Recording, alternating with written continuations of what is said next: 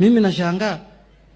Saa hii nimeona picha nyingine last week. Watu wamepiga picha wanasema ati audacity of hope. New dawn. Sasa Rigathi Gachagua ni new dawn in Kenya. Jamani bana. Unajua saa ingine mimi nataka hata Yesu arudi haraka.